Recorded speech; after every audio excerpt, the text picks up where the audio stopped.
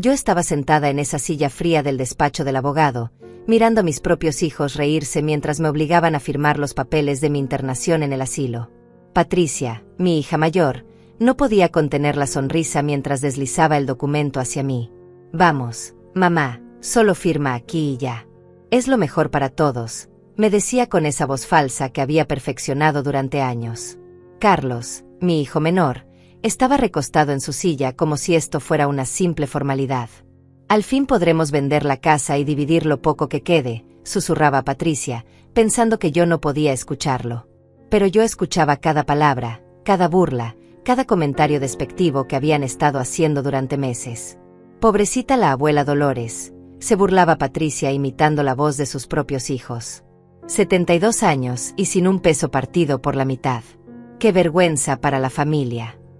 Sus risas resonaban en esa oficina como dagas que se clavaban en mi corazón de madre. Yo temblaba, no de miedo, sino de la rabia contenida de ver a mis propios hijos celebrar mi desgracia. Habían esperado este momento durante años, pensando que finalmente se librarían de la carga que representaba su madre viuda. Tomé la pluma con manos temblorosas, sintiendo como las lágrimas amenazaban con brotar de mis ojos. «Firme aquí, señora Dolores», me decía el abogado José con una sonrisa extraña que yo no lograba descifrar. Sus ojos brillaban con algo que parecía... ¿diversión? ¿Expectativa? No lo entendía en ese momento.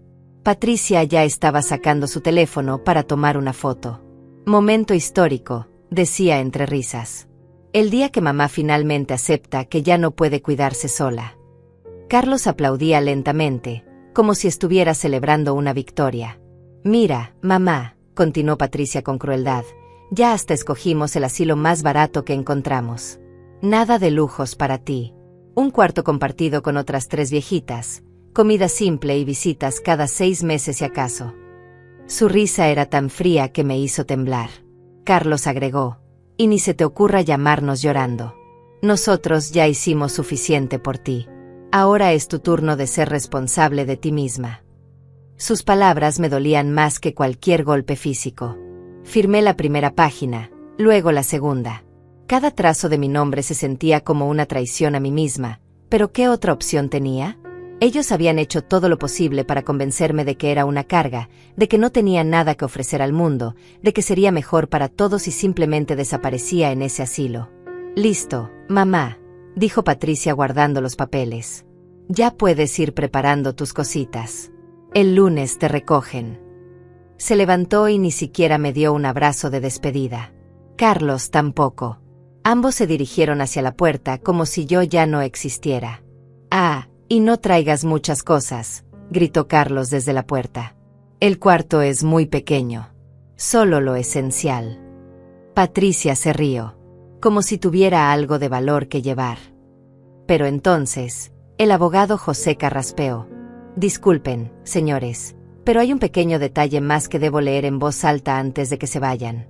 Es un protocolo legal obligatorio». Patricia y Carlos se voltearon con cara de fastidio. «¿Ahora qué?», preguntó Patricia con tono molesto. El abogado abrió una carpeta gruesa y sacó varios documentos. «Debo informarles oficialmente sobre el patrimonio líquido de la señora Dolores, según los documentos bancarios que acaba de presentar». Mi corazón se detuvo por un segundo. ¿Patrimonio líquido?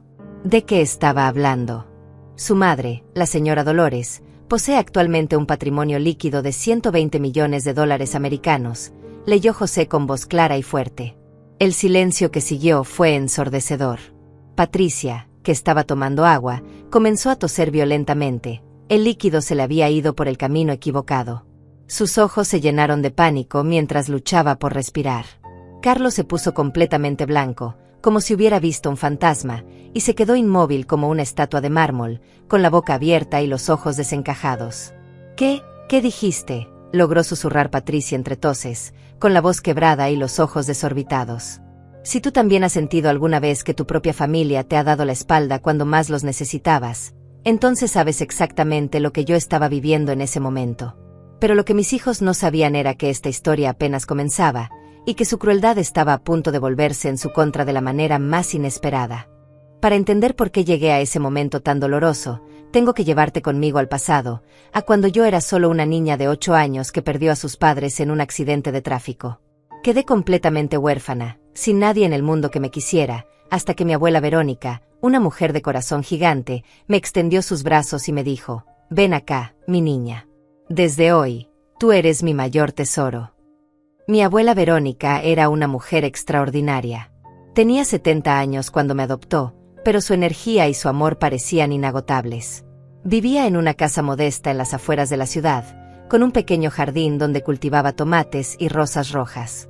«Dolores», me decía mientras me enseñaba a regar las plantas, «en esta vida, solo vale la pena lo que haces con amor verdadero. Todo lo demás es solo ruido». Ella trabajaba como costurera y se quedaba despierta hasta altas horas de la madrugada para poder pagarme la escuela.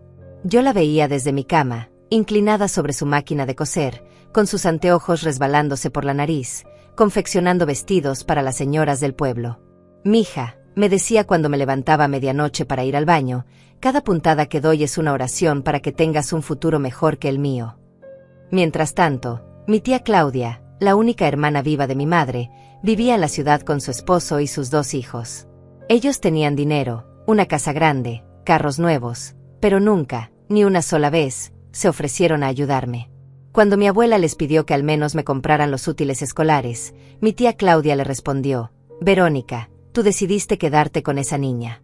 Ahora es tu problema, no nuestro». Recuerdo perfectamente el día que mi abuela se enfermó por primera vez. Yo tenía 15 años y la encontré desmayada en el piso de la cocina. Corrí a casa de mi tía Claudia, llorando desesperadamente, suplicándole que me ayudara a llevar a mi abuela al hospital. «No tengo tiempo para eso», me dijo sin ni siquiera levantar la vista del periódico. «Llama a una ambulancia». Esa noche, mientras mi abuela estaba internada, yo me quedé sola en casa, asustada y sin saber qué hacer. Mi tía Claudia no vino a verme, no llamó para preguntar cómo estaba. Nada.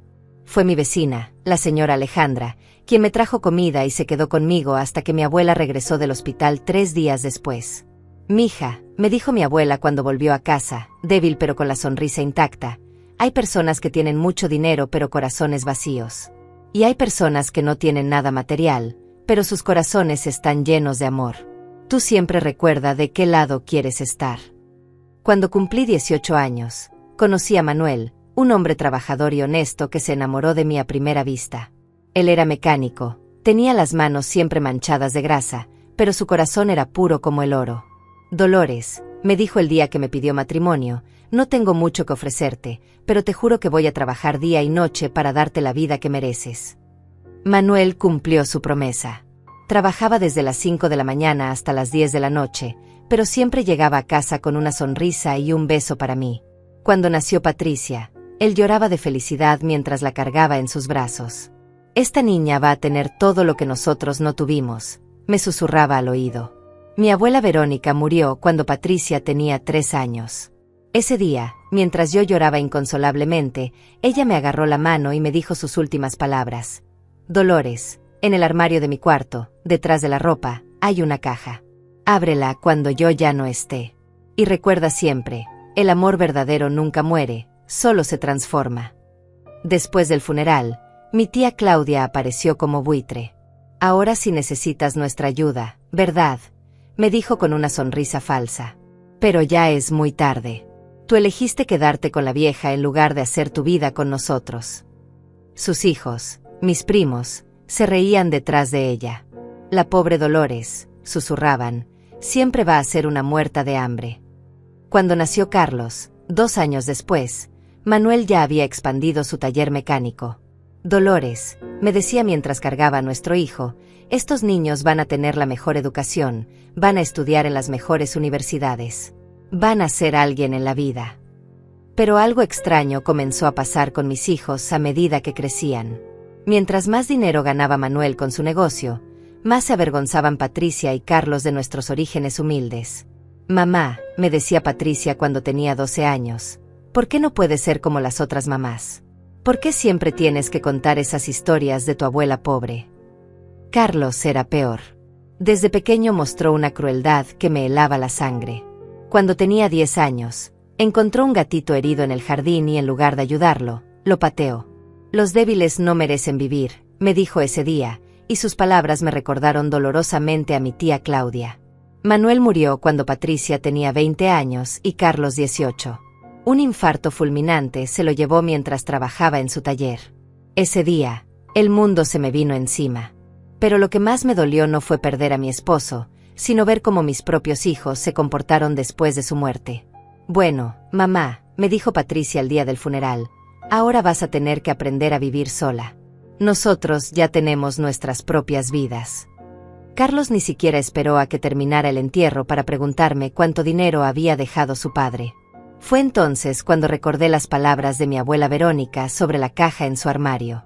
Después de todos esos años, finalmente fui a buscarla. Lo que encontré dentro cambió mi vida para siempre, pero esa es una historia que mis hijos estaban a punto de descubrir de la manera más impactante. Después de la muerte de Manuel, mis hijos comenzaron a mostrar su verdadera cara de manera gradual, como serpientes que van soltando su piel poco a poco. Al principio, los cambios eran sutiles. Patricia, que vivía a solo 20 minutos de mi casa, comenzó a espaciar sus visitas. Mamá, estoy muy ocupada con mi trabajo, me decía por teléfono, ya sabes cómo es esto de ser adulta. Carlos, por su parte, se mudó al otro lado de la ciudad apenas 2 meses después del funeral de su padre. Necesito independizarme, me dijo el día que se llevó sus cosas. Ya no puedo estar viviendo bajo la sombra de lo que fue papá. Pero yo sabía que lo que realmente quería era alejarse de mí, de los recuerdos de nuestra vida familiar, de todo lo que le recordara sus orígenes humildes. Los primeros signos de exclusión llegaron durante las fechas especiales. Mi cumpleaños número 65 llegó y pasó sin una sola llamada de ninguno de mis hijos. Cuando finalmente contacté a Patricia 3 días después, su respuesta fue fría como el hielo. Ay, mamá, se me olvidó completamente. Es que tengo tantas cosas en la cabeza. Pero yo sabía que no se le había olvidado. Esa misma semana había visto en sus redes sociales las fotos de una fiesta que había organizado para el cumpleaños de su suegra. Una celebración elaborada, con decoraciones elegantes, pastel de varios pisos, y toda la familia presente. A mí, su propia madre, ni siquiera me había enviado un mensaje de texto. La exclusión se intensificó cuando comenzaron a organizar reuniones familiares sin invitarme. Me enteré por casualidad cuando la vecina me comentó que había visto a Patricia y Carlos llegando juntos a un restaurante elegante con sus respectivas familias. ¿No fuiste tú también?, me preguntó inocentemente. Pensé que era una cena familiar. Esa noche llamé a Patricia para preguntarle sobre la cena. Ah, eso, me dijo con una risa nerviosa. Era solo una reunión rápida para hablar de negocios. Nada importante. Mamá, no te perdiste de nada. Pero yo sabía que mentía. Había visto las fotos en las redes sociales, mis nietos soplando velas, todos riéndose y abrazándose, celebrando lo que obviamente había sido una reunión familiar de la cual yo había sido deliberadamente excluida. Carlos fue más directo en su crueldad. Un día apareció en mi casa con una expresión seria y me dijo: «Mamá, necesitamos hablar. Patricia y yo hemos estado hablando, y creemos que ya es hora de que consideres mudarte a un lugar más pequeño. Esta casa es demasiado grande para ti sola». «¿Mudarte a dónde?», le pregunté, sintiendo como mi corazón comenzaba a latir más rápido. «A un apartamento pequeño», me respondió sin mirarme a los ojos. «Algo más acorde a tu situación económica actual. Papá ya no está, y mantener esta casa debe ser muy costoso para ti». Lo que realmente me dolió no fue la sugerencia en sí, sino la forma en que la hizo. Como si yo fuera una carga, como si mi bienestar fuera un problema que él necesitaba resolver para su propia tranquilidad. «Hijo», le dije con voz temblorosa, «esta casa está llena de recuerdos de tu padre, de nuestra familia. Aquí naciste tú, aquí creciste». «Exactamente», me respondió con frialdad, «son solo recuerdos del pasado. Ya es hora de que vivas en el presente». Sus palabras me atravesaron como cuchillos. Este era el mismo niño que había corrido por estos pasillos, que había jugado en este jardín, que había sido consolado en estas mismas habitaciones cuando tenía pesadillas. Pero lo peor estaba por venir. Comenzaron una campaña sistemática para aislarme socialmente.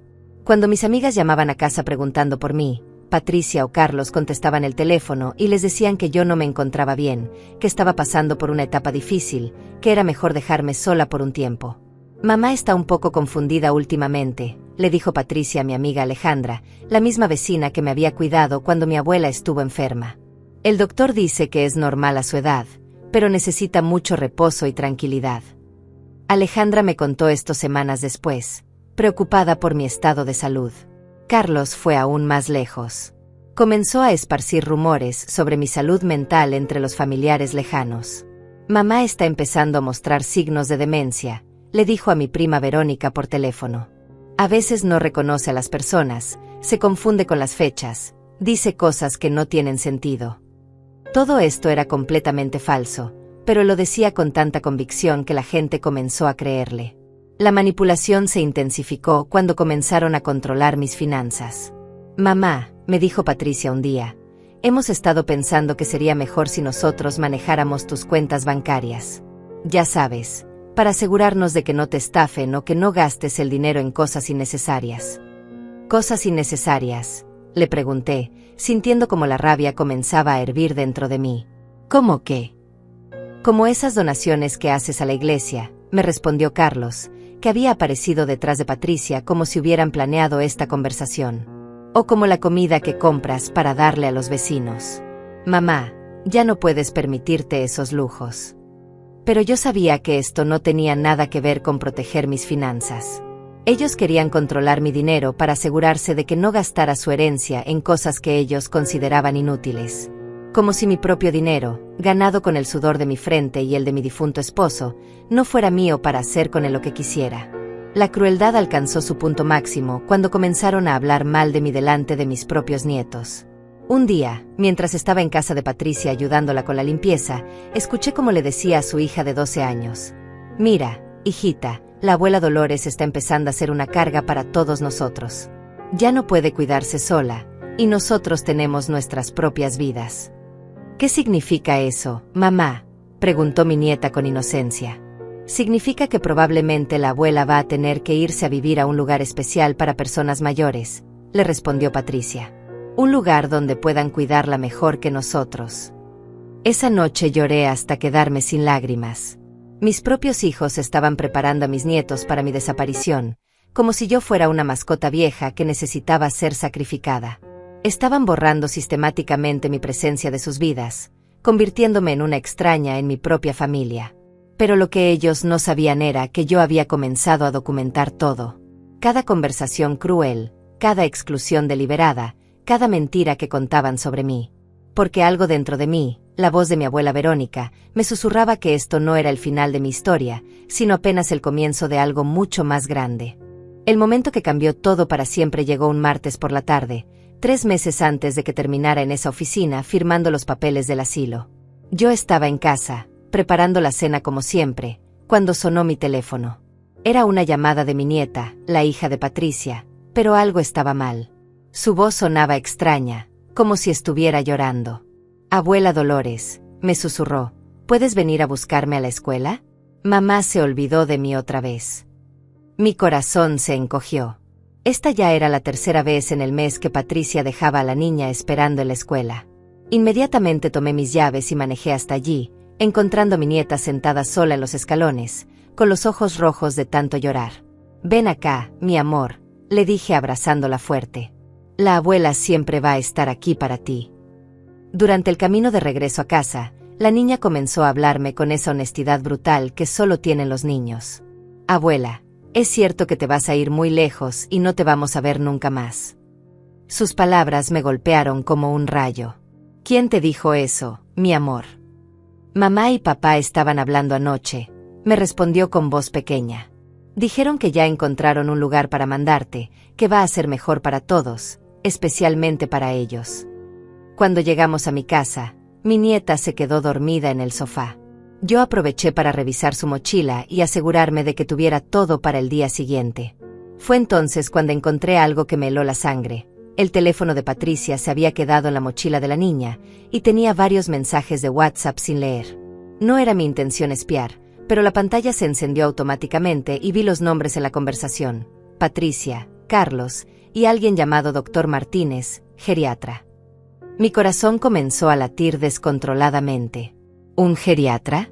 ¿Por qué mis hijos estaban hablando con un doctor especializado en personas mayores sin decirme nada? No pude resistir la tentación. Abrí la conversación y lo que leí me dejó sin respiración. Carlos había escrito: «Doctor, necesitamos que nos ayude a convencer a nuestra madre de que ya no puede vivir sola. Ella se resiste a la idea del asilo, pero nosotros ya no podemos hacernos cargo de ella». El doctor había respondido: «Entiendo perfectamente su situación. Es muy común que las personas mayores se resistan al cambio. ¿Han considerado la opción de un certificado de incapacidad mental? Eso facilitaría mucho el proceso legal». Patricia había contestado: «¿Eso es posible?». Ella todavía está bastante lúcida, pero obviamente ya no puede tomar decisiones importantes por sí misma. ¿Cuánto costaría ese certificado? Mis manos temblaban mientras seguía leyendo. Carlos había enviado: «Doctor, lo que necesitamos es que quede muy claro en el certificado que mamá representa un peligro para sí misma. Que no puede manejar dinero, que se olvida de apagar la estufa, que dice cosas sin sentido. Lo que sea necesario para justificar la internación». El doctor había respondido: «Por $1000 puede extender un certificado médico que indique deterioro cognitivo severo y recomendación de internación inmediata. Solo necesito que me traigan a la paciente para una consulta de rutina». Sentí como si el mundo se hubiera detenido. Mis propios hijos estaban conspirando para declararme mentalmente incapaz, comprando un certificado médico falso para poder internarme contra mi voluntad. Todo este tiempo que pensé que estaban siendo crueles por egoísmo, en realidad habían estado ejecutando un plan calculado para deshacerse de mí. Seguí leyendo con horror creciente. Patricia había escrito: «Perfecto, doctor. Y una vez que tengamos el certificado, ¿cuánto tiempo tomará el proceso de internación?».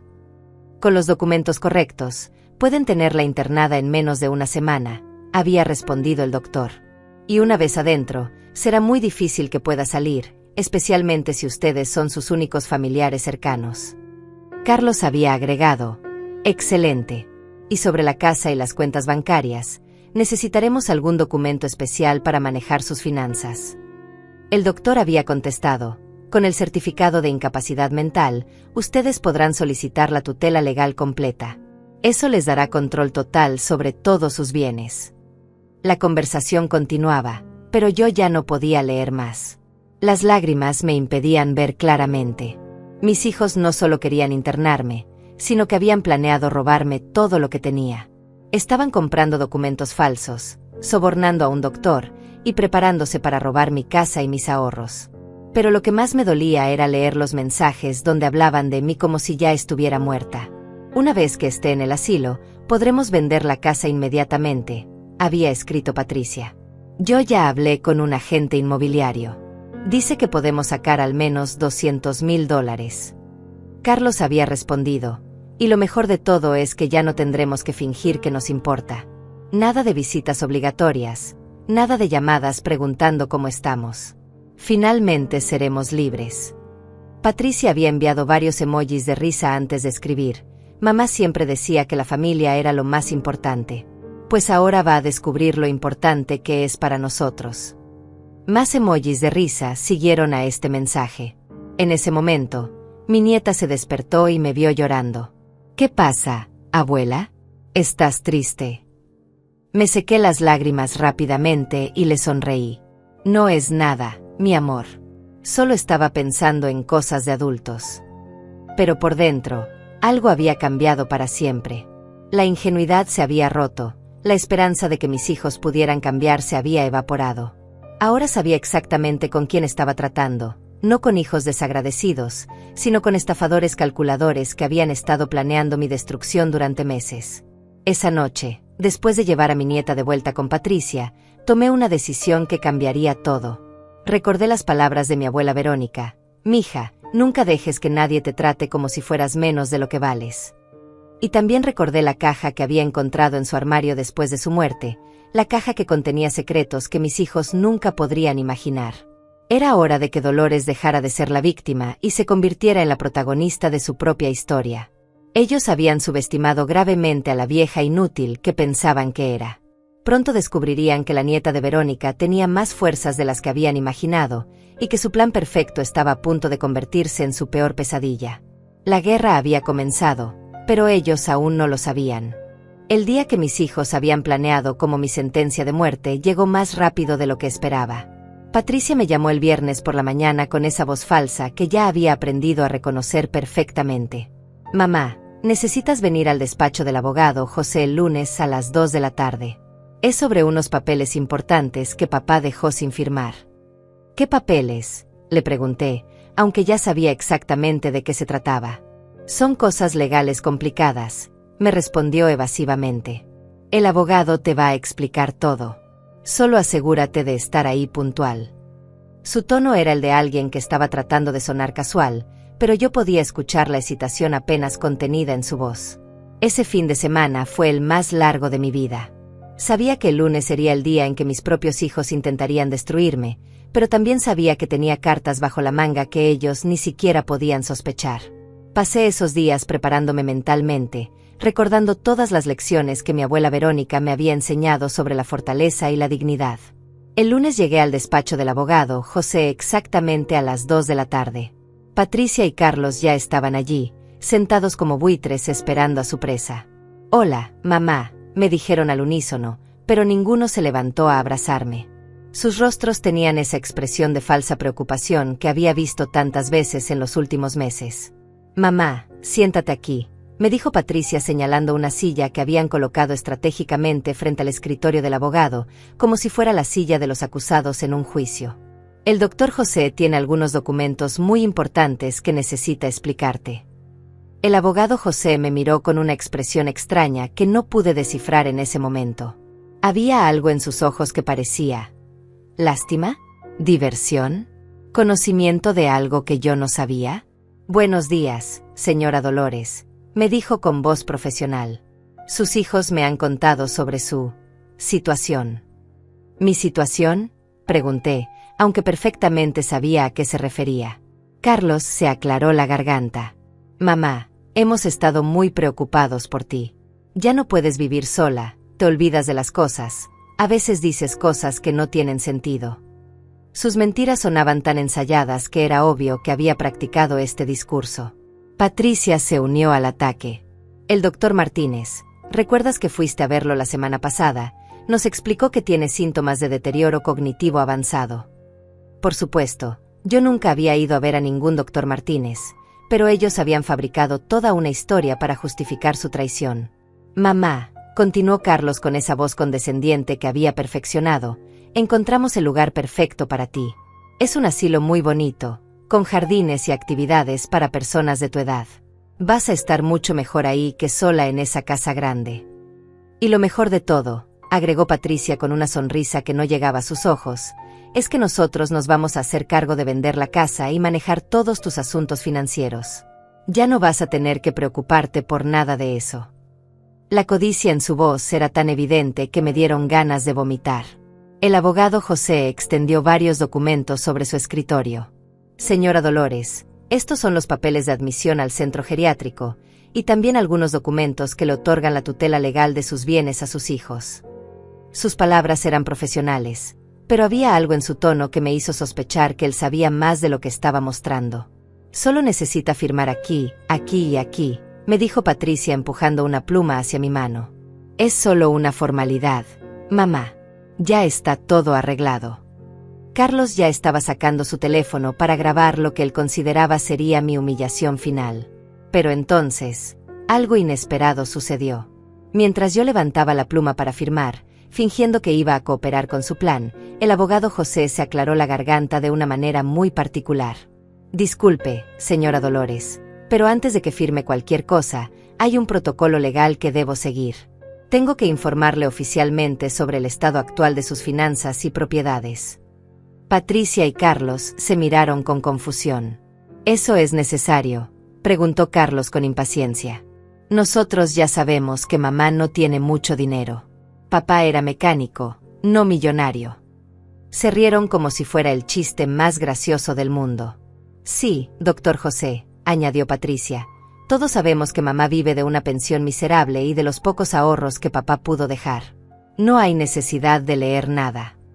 Su arrogancia era tan evidente que me dolía físicamente escucharla. Pero el abogado José no se inmutó. Abrió una carpeta gruesa que había estado sobre su escritorio y sacó varios documentos oficiales. Lo siento, pero es un requisito legal ineludible. Cuando alguien va a transferir la tutela de sus bienes, debo leer en voz alta el inventario completo de su patrimonio. ¿Inventario?, preguntó Carlos con una risa nerviosa. Doctor, con todo respeto, esto es una pérdida de tiempo. Mi madre tiene una casa vieja que vale tal vez $200,000 y una cuenta de ahorros con unos pocos miles. Nada más. Exacto, confirmó Patricia. Mamá siempre ha sido muy pobre. Por eso es que nosotros tenemos que hacernos cargo de ella ahora. Sus palabras estaban llenas de desprecio, como si la pobreza fuera un crimen del cual yo era culpable. El abogado José me miró directamente a los ojos, y por primera vez desde que había llegado, vi una pequeña sonrisa formándose en las comisuras de su boca. Señora Dolores, ¿está usted de acuerdo en que proceda con la lectura oficial de su patrimonio?, me preguntó, y había algo en su tono que me hizo entender que él sabía exactamente lo que estaba haciendo. Sí, respondí con voz firme, sintiendo como la adrenalina comenzaba a correr por mis venas. Por favor, proceda. Patricia y Carlos suspiraron con exasperación, como si esto fuera solo un trámite tedioso que tenían que soportar antes de poder celebrar su victoria. El abogado José puso sus anteojos, tomó el primer documento y comenzó a leer con voz clara y profesional. Inventario oficial del patrimonio de la señora Dolores María Rodríguez, viuda de Manuel Alejandro Pérez, realizado el día de hoy por orden judicial. Propiedades inmobiliarias, continuó leyendo. Casa principal ubicada en Avenida Central 4523, valorada en $250,000. Edificio comercial ubicado en calle Bolívar 1876, valorada en $2,800,000. Terreno rural de 500 hectáreas en Valle Verde, valorado en $8 millones. El silencio que siguió fue tan denso que se podía cortar con un cuchillo. Patricia y Carlos se habían quedado completamente inmóviles, con las bocas abiertas como peces fuera del agua. ¿Qué dijiste?, logró susurrar Patricia, con la voz quebrada por la incredulidad. Pero el abogado José no había terminado. Inversiones financieras, continuó leyendo implacablemente. Acciones en bolsa valoradas en $35 millones. Bonos del gobierno por valor de $20 millones. Cuentas bancarias en múltiples instituciones con un total de $65 millones en efectivo. Carlos se había puesto completamente pálido. Sus manos temblaban mientras trataba de procesar lo que estaba escuchando. Esto tiene que ser un error, balbuceó. Mamá no puede tener ese dinero. Es imposible. El abogado José levantó la mano para silenciar las protestas de mis hijos y continuó leyendo con una calma que contrastaba dramáticamente con el pánico creciente en sus rostros. Patrimonio líquido total de la señora Dolores María Rodríguez, $120 millones americanos, pronunció cada palabra lentamente, saboreando el momento. Patricia comenzó a hiperventilar. Se abanicaba con las manos mientras trataba de procesar la información. No, repetía como un mantra. Esto no puede ser real. Mamá, ¿de dónde salió todo ese dinero? Su voz había subido varias octavas y sonaba como la de una niña pequeña que acababa de ser descubierta haciendo algo malo.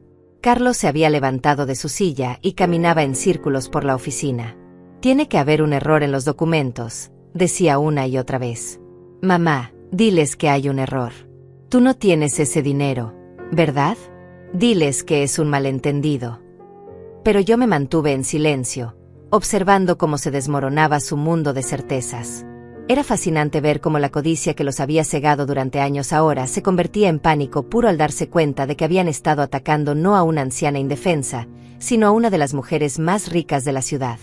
Pero hay más, continuó el abogado José con una sonrisa que ya no trataba de ocultar. Según los documentos que tengo aquí, la señora Dolores también ha estado documentando sistemáticamente el comportamiento de sus hijos durante los últimos 6 meses. Sacó una carpeta aún más gruesa de su cajón. ¿Documentando?, preguntó Patricia con voz temblorosa. ¿Qué significa eso? Pero por la expresión de terror en su rostro, creo que ya sabía exactamente lo que significaba. El abogado José abrió la carpeta y comenzó a sacar fotografías, grabaciones de audio y transcripciones de conversaciones. Tenemos aquí, dijo mientras ordenaba los documentos sobre su escritorio, una colección bastante completa de evidencia que demuestra un patrón sistemático de abuso emocional, manipulación financiera e intentos de fraude. Carlos se dejó caer en su silla como si le hubieran disparado. «Fraude», susurró. «¿De qué fraude hablas?» Pero sus manos temblaban tanto que no podía mantenerlas quietas. «Empecemos por esto», dijo el abogado José levantando una grabación de audio. «Esta es una conversación telefónica entre ustedes dos, grabada hace 3 semanas». Presionó el botón de reproducir y la voz de Patricia llenó la habitación. «Carlos, ya hablé con el doctor Martínez. Por $1000 nos va a dar el certificado de demencia que necesitamos. Una vez que tengamos eso, podemos internar a mamá y quedarnos con todo». La voz de Carlos respondía desde la grabación. «Perfecto. Y una vez que esté encerrada, vendemos la casa inmediatamente. Yo ya tengo comprador. Podemos dividir los $200,000 y olvidarnos de que esta vieja existe». Patricia se había puesto verde. «¿Cómo? ¿Cómo obtuviste esa grabación?», tartamudeó. «Eso es ilegal. No puedes grabar conversaciones privadas sin nuestro consentimiento». «En realidad», respondió el abogado José con satisfacción evidente, «su madre tiene todo el derecho legal de grabar conversaciones que involucren planes para defraudarla. Y tenemos muchas más». Comenzó a reproducir otra grabación donde Carlos decía: «Una vez que la internemos, va a estar tan drogada con los medicamentos que ni siquiera va a recordar su propio nombre. Será como si ya estuviera muerta». La voz de Patricia en la grabación respondía con risas. «¿Qué alivio va a ser? Finalmente podremos vivir nuestras vidas sin tener que fingir que nos importa esa vieja estúpida». Carlos se puso de pie violentamente, tirando la silla al suelo. «Esto es una trampa», gritó. «Tú nos tendiste una trampa, mamá. Nos hiciste creer que eras pobre para poder grabarnos». «¿Una trampa?», le respondí finalmente, con una calma que me sorprendió a mí misma. «¿Coles trampa al hecho de que yo nunca les mentí sobre mi situación financiera? Ustedes simplemente asumieron que era pobre porque así era más fácil justificar su crueldad». Patricia comenzó a llorar, pero no eran lágrimas de arrepentimiento, sino de frustración pura. «Pero mamá, si tenías todo ese dinero, ¿por qué vivías como si fueras pobre?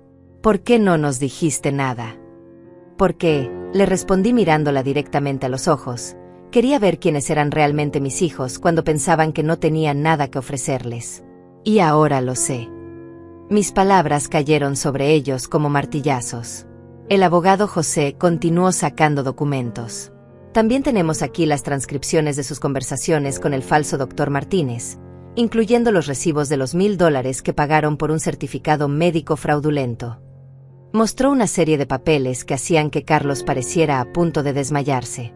«Y aquí», continuó implacablemente, «tenemos las capturas de pantalla de sus conversaciones por WhatsApp donde discuten en detalle cómo planean dividir los bienes de su madre después de internarla. Incluyendo esta joya», levantó una hoja, donde Patricia dice textualmente: «Una vez que esté en el asilo, la vamos a visitar una vez al año en Navidad, solo para mantener las apariencias». Patricia se cubrió el rostro con las manos. «Para. Ya para. No queremos escuchar más». Pero el abogado José no había terminado. «Y finalmente», dijo sacando un último documento, «tenemos aquí el contrato firmado con el agente inmobiliario para vender la casa de su madre, firmado 2 semanas antes de esta reunión. Un contrato donde ustedes se identifican como los únicos herederos legales, a pesar de que su madre sigue viva y en pleno uso de sus facultades mentales». Carlos comenzó a caminar hacia la puerta. «Me voy de aquí. Esto es una persecución. No tengo por qué escuchar más». Pero el abogado José lo detuvo con sus siguientes palabras. «Me temo que no pueden irse todavía. Verán, toda esta evidencia ya ha sido entregada a la Fiscalía del Distrito. Hay cargos criminales pendientes por intento de fraude, conspiración para cometer estafa, falsificación de documentos médicos y abuso de ancianos». El silencio que siguió fue sepulcral. Patricia y Carlos se miraron como 2 criminales que acababan de ser atrapados con las manos en la masa. Porque eso era exactamente lo que eran. «Cargos criminales», susurró Patricia. «Puede ir a la cárcel por esto». Su voz sonaba pequeña y asustada, muy diferente de la mujer arrogante que había entrado a esa oficina 1 hora antes. El intento de fraude contra personas mayores, explicó el abogado José consultando sus notas, puede resultar en hasta 10 años de prisión.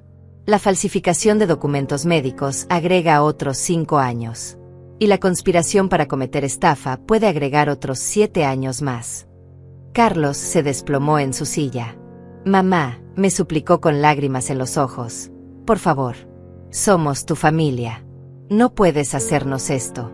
Nosotros solo estábamos preocupados por ti. Pero yo había esperado demasiado tiempo para este momento como para sentir lástima ahora. Los días que siguieron a esa revelación en la oficina del abogado fueron los más intensos de mi vida. Patricia y Carlos no se dieron por vencidos fácilmente. Al contrario, su desesperación los convirtió en enemigos aún más peligrosos de lo que habían sido antes. Ahora sabían que había $120 millones en juego, y eso los volvió completamente locos. La primera retaliación llegó esa misma noche. Mi teléfono no paraba de sonar. Carlos me llamaba cada 5 minutos, gritándome, suplicándome, amenazándome. Mamá, tienes que retirar esos cargos, me gritaba con una voz que no reconocía. Somos tu familia. No puedes destruir a tu propia familia por dinero. ¿Por dinero? Le respondí con una calma que me sorprendía. Carlos, ustedes fueron los que planearon robarme y encerrarme para quedarse con mi dinero. Yo solo me estoy defendiendo. Pero él no quería escuchar razones. Patricia apareció en mi casa al día siguiente con los ojos hinchados de llorar. Mamá, me suplicó desde la puerta, porque yo no la dejé entrar. Tienes que entender que todo esto fue un malentendido. Nosotros nunca quisimos hacerte daño de verdad. Solo estábamos preocupados por tu bienestar. ¿Un malentendido?, le pregunté, sosteniendo en mi mano una copia de las transcripciones donde ella me llamaba vieja estúpida y decía que sería un alivio cuando yo estuviera encerrada y drogada. Patricia, tengo todo documentado. No hay malentendido posible. Cuando se dieron cuenta de que las súplicas no funcionaban, pasaron a las amenazas directas. Carlos comenzó a llamar a todos nuestros familiares lejanos, contándoles una versión distorsionada de los eventos. Mamá se volvió loca, les decía a mis primas y sobrinos. Tiene delirios de grandeza, cree que es millonaria, y ahora nos está acusando de cosas terribles que nunca hicimos. Patricia fue aún más lejos. Creó cuentas falsas en redes sociales y comenzó a publicar historias inventadas sobre mí. Mi madre sufre de demencia severa, escribía en grupos de Facebook de la comunidad. Ahora está en una etapa paranoica donde cree que su familia la quiere robar. Es muy triste ver cómo una mente se deteriora así. Pero lo que más me dolió fue cuando comenzaron a usar a mis nietos como armas. Patricia les dijo a sus hijos que yo me había vuelto mala, que ya no los quería, que era mejor que no me vieran más. La abuela está muy enferma, les explicaba con voz de falsa tristeza. Ya no es la misma persona que conocían. Es mejor recordarla como era antes. Una tarde, mi nieta más pequeña, la misma que había encontrado llorando en la escuela, se escapó de su casa y vino corriendo a la mía. Abuela, me dijo entre sollozos, mamá dice que tú ya no me quieres, que dijiste que no querías volver a vernos nunca más. Es cierto. Mi corazón se rompió en 1000 pedazos. Mi amor, le dije abrazándola fuerte, eso no es cierto. La abuela te va a querer siempre, pase lo que pase. Pero sabía que Patricia había envenenado la mente de mis nietos contra mí, y eso me dolía más que cualquier insulto que me hubieran dirigido a mí directamente. La presión se intensificó cuando Carlos comenzó a seguirme. Aparecía en el supermercado cuando yo estaba comprando, se estacionaba afuera de mi casa durante horas, me seguía cuando iba al banco. Solo quiero hablar contigo, mamá, me decía cuando lo confrontaba. Solo 5 minutos para explicarte nuestra perspectiva. Pero yo sabía que no era conversación lo que buscaba. Era intimidación pura. Quería que me sintiera acorralada, asustada, sola. Quería que la presión constante me hiciera dudar de mi decisión de exponerlos. Patricia intentó una estrategia diferente. Comenzó a aparecerse en mi casa con familiares lejanos, personas que no había visto en años, para presionarme emocionalmente. Mira, mamá, me decía, tu prima Alejandra vino especialmente para hablar contigo. Está muy preocupada por esta situación familiar. Mi prima Alejandra, a quien Patricia obviamente había llenado de mentiras, me miraba con lástima. Dolores, Me decía con voz condescendiente. Entiendo que estés pasando por un momento difícil, pero destruir a tus propios hijos no es la solución. La familia es lo más importante. La familia es lo más importante, le respondí mostrándole las transcripciones de las conversaciones donde mis hijos planeaban internarme contra mi voluntad. ¿Esto te parece amor familiar? Alejandra se quedó sin palabras al leer los documentos. La campaña de difamación se intensificó cuando Carlos contactó a los medios locales, inventando una historia sobre una anciana millonaria que había perdido la razón y estaba acusando falsamente a sus hijos cariñosos. Es una tragedia, le dijo a un reportero que vino a mi casa. Mamá era una mujer tan dulce antes de que la enfermedad la cambiara. Pero el reportero era más inteligente de lo que Carlos había esperado. Cuando le mostré todas las evidencias, las grabaciones, los documentos del falso doctor, el periodista se dio cuenta inmediatamente de quién era realmente la víctima en esta historia. Señora Dolores, me dijo después de revisar toda la documentación, ¿estaría dispuesta a dar una entrevista? Esta historia necesita ser contada. Hay muchas personas mayores que sufren este tipo de abuso por parte de sus familias. Esa noche, después de que el reportero se fue, me sentí más sola que nunca. Estaba sentada en la cocina de la casa donde había criado a mis hijos, donde había cocinado miles de comidas para ellos, donde había curado sus heridas cuando eran pequeños, y me pregunté si había hecho lo correcto. Fue entonces cuando recordé algo que me llenó de fuerza.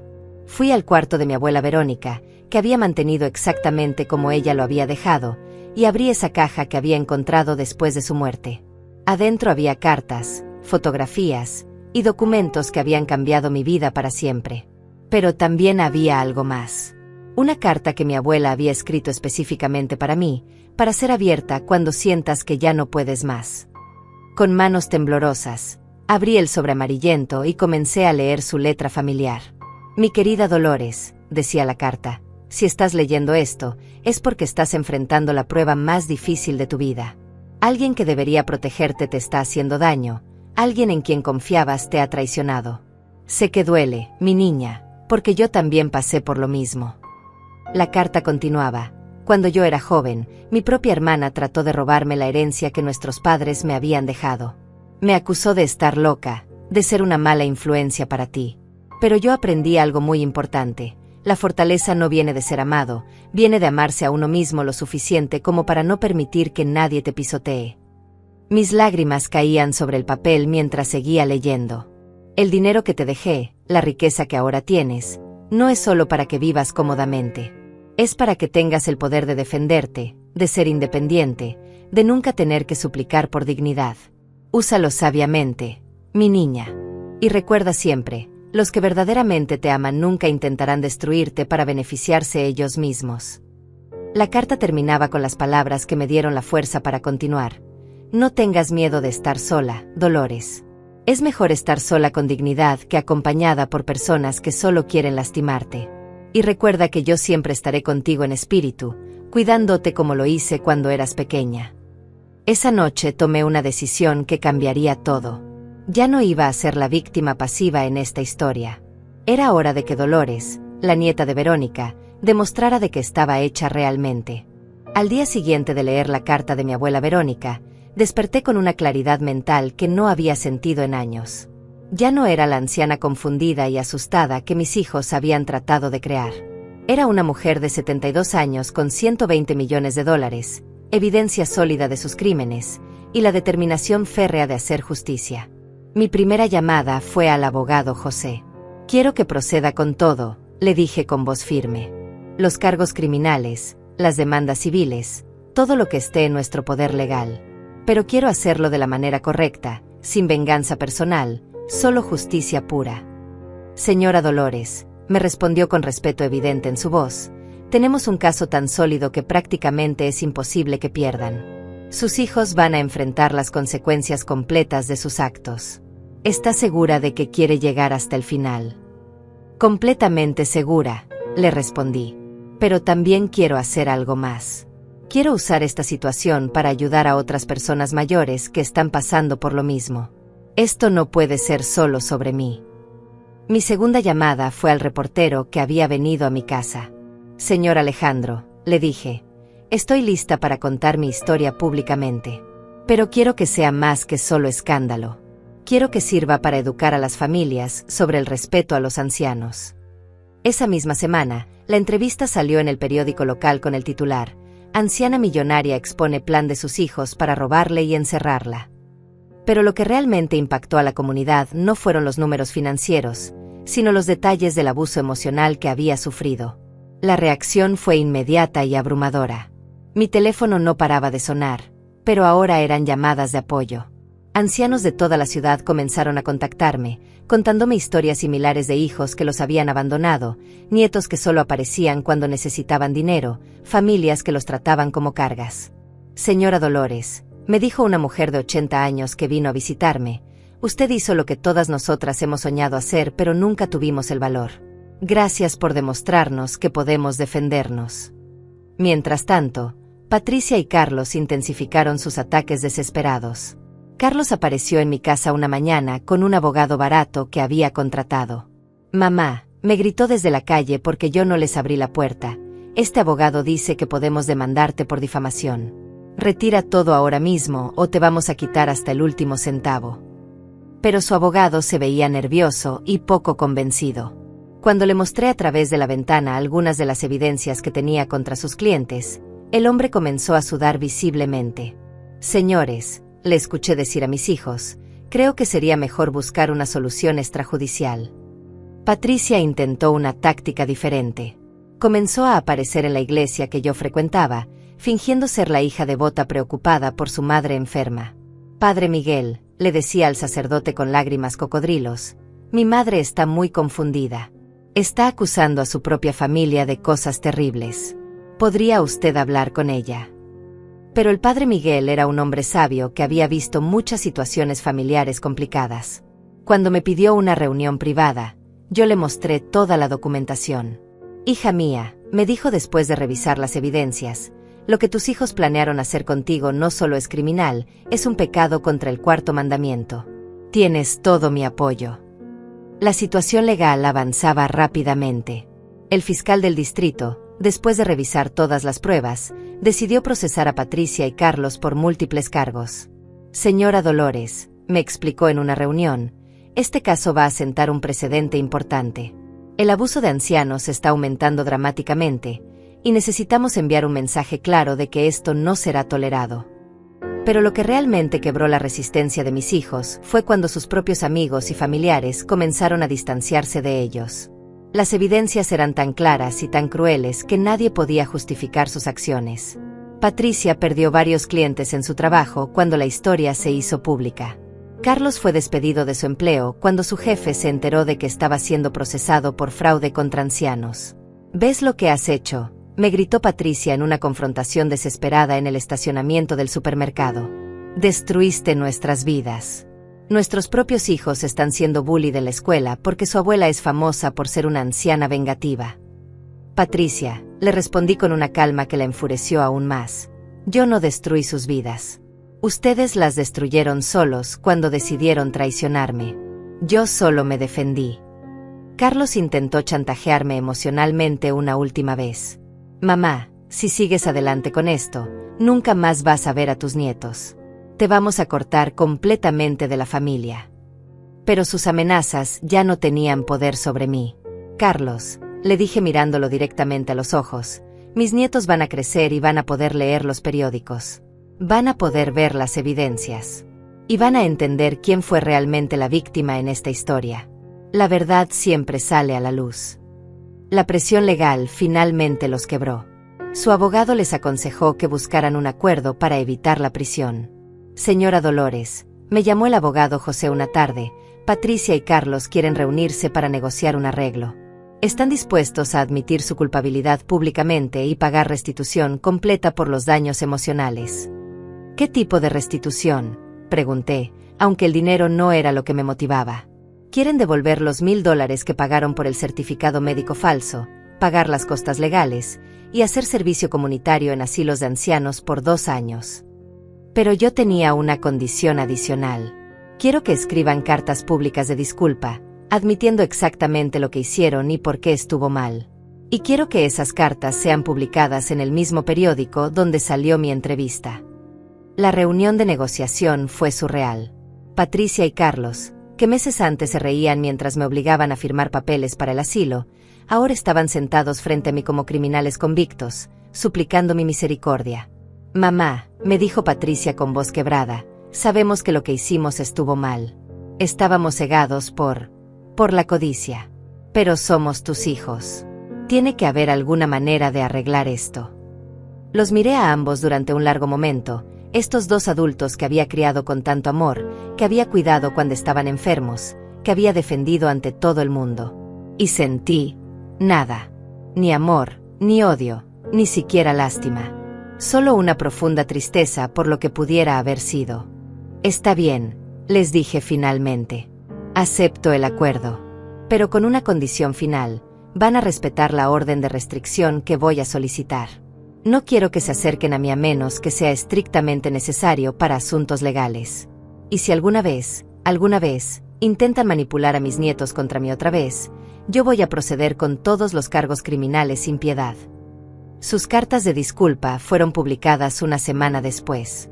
Fueron humillantes para ellos, pero justas. Admitían públicamente haber planeado internarme falsamente, haber intentado robar mi patrimonio y haber abusado emocionalmente de mí durante meses. Pero mi venganza más satisfactoria no fue legal, sino moral. Había demostrado que los ancianos no somos víctimas indefensas. Había probado que la dignidad no se negocia. Y había enviado un mensaje claro a cualquier familia que estuviera considerando abusar de sus mayores: nosotros también sabemos pelear.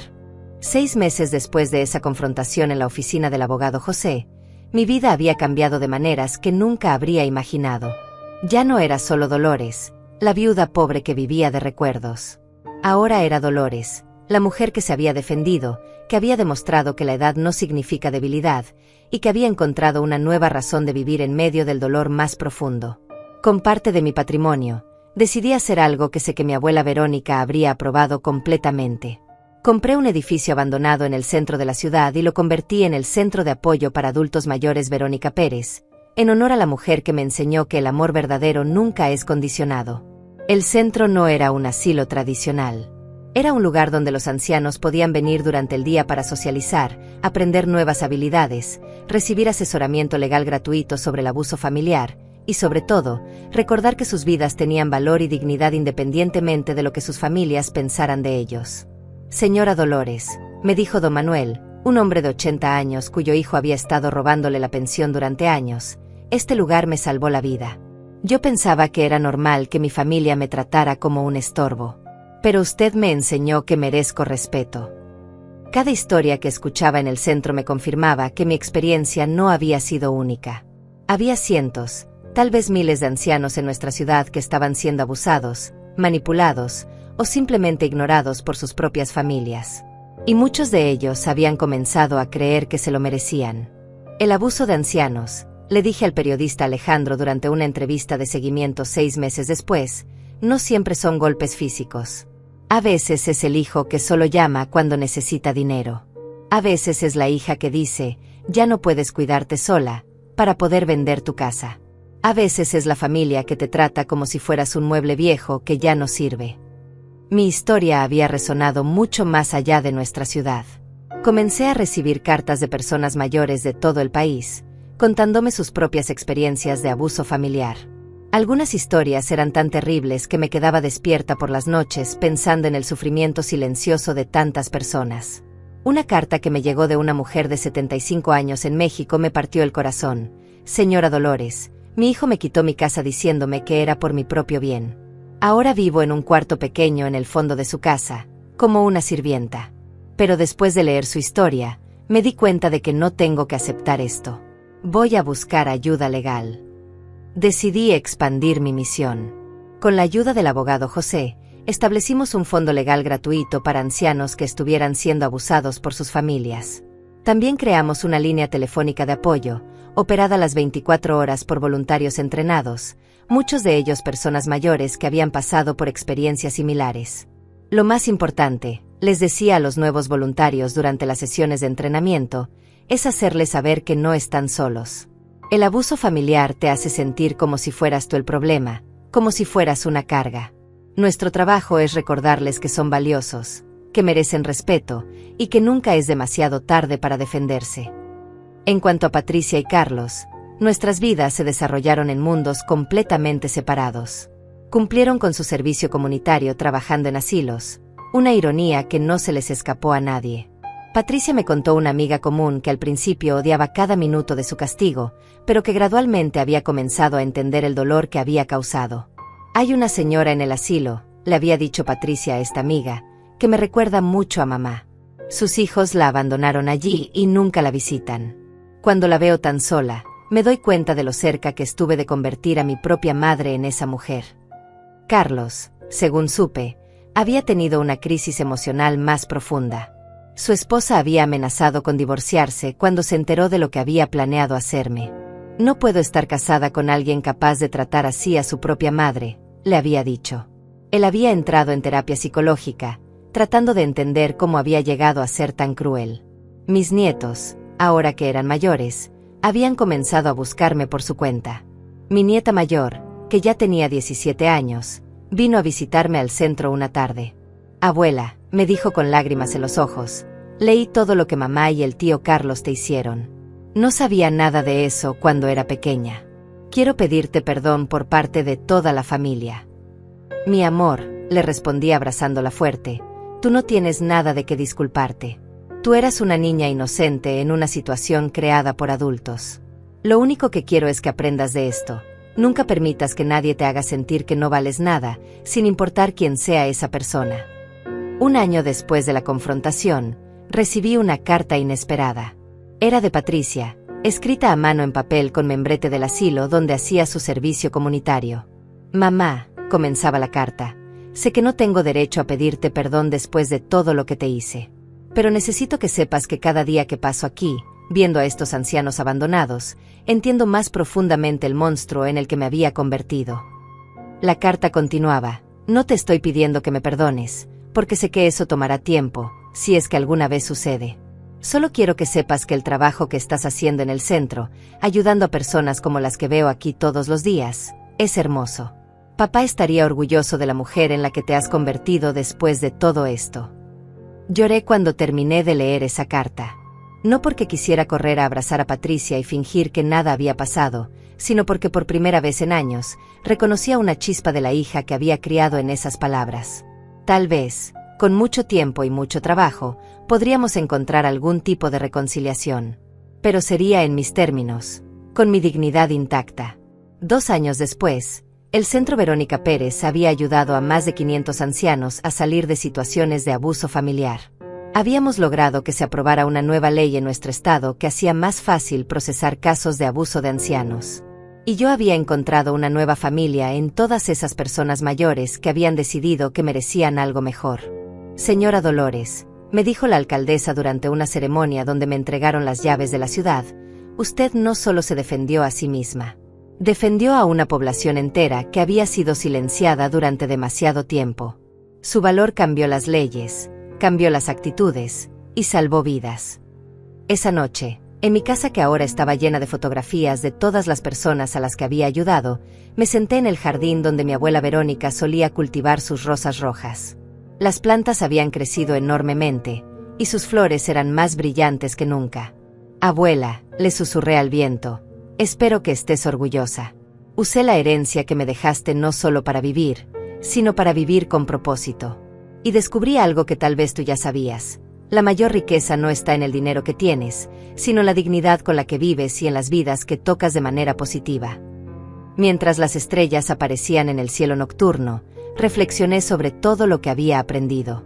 Había descubierto que el amor de familia no es automático, que se gana y se mantiene con respeto mutuo. Había aprendido que la edad trae sabiduría, pero también vulnerabilidad, y que esa vulnerabilidad no debe ser explotada sino protegida. Pero sobre todo, había aprendido que nunca es demasiado tarde para defenderse, para exigir dignidad, para rehusarse a ser tratado como menos de lo que eres. Había aprendido que a veces, la mayor herencia que puedes recibir no es dinero, sino la fortaleza para usarlo de manera que honre la memoria de quienes te amaron verdaderamente. Y si hay algo que quiero que recuerden todos los que escuchen mi historia, es esto: tu valor como persona no disminuye con la edad. Tu derecho al respeto no expira cuando cumples 60, 70 u 80 años. Y si alguien que dice amarte te trata como si fueras una carga, recuerda que el problema no eres tú. Porque al final del día, la mayor herencia que podemos dejar no son los bienes materiales, sino el ejemplo de que vivimos con dignidad hasta el último día de nuestras vidas.